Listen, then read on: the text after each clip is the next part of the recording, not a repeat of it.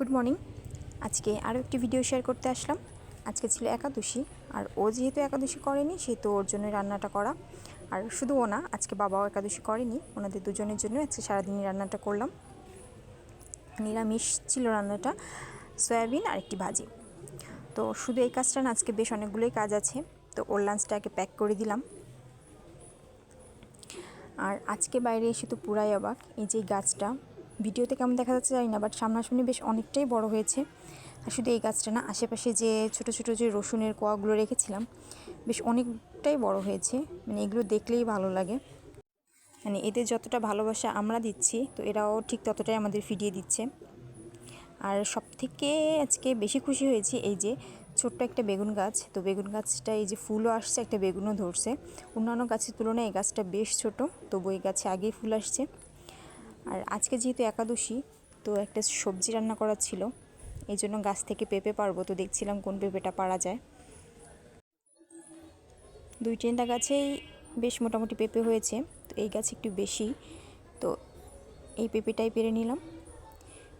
পেঁপেটা বেশ বড়, একটা পেঁপেতেই মোটামুটি হয়ে যাবে আমাদের দুজনের। আর এই যে চালের উপরে আরেকটি সবজি, এইটাও পেরে নেব। তো যেহেতু আমি আর মা, তো আমাদের দুটাই হয়ে যাবে।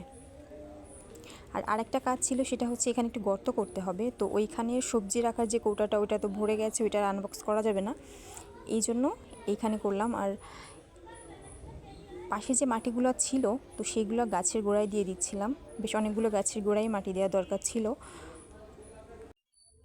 এই যে অনেকগুলো গাছই বেশ মাটি দেওয়া হয়েছে।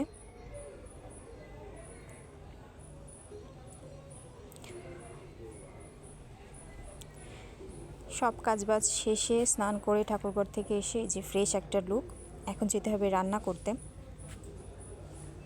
রান্না বলতে সবজিটা রান্না করব। আর এটা যেহেতু একাদশীর খাবার, সেহেতু এটা ঘরে রান্না করা যাবে না, সব আমিষের সঙ্গে। ঘরের বেশ মোটামুটি সব কিছুই আমিষ, যতই ধুই না কেন। তারপরে এই বাইরের এইখানে সব কিছু পরিষ্কার, তো এইখানেই রান্নাটা করা হয় একাদশীর।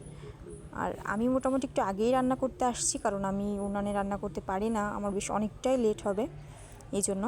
আর এইটা খুবই সিম্পল একটা রান্না, শুধুমাত্র জিরা ঝাল, এটাতে হলুদ ইউজ করা যাবে না, লবণ দিয়ে কোনো রকম সিদ্ধ করে খাবারটা খেতে হবে।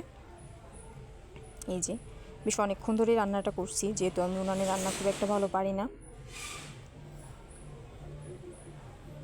এই যে আমার খাবারটা। তো আজকের ভিডিওটা এই পর্যন্তই, টাটা।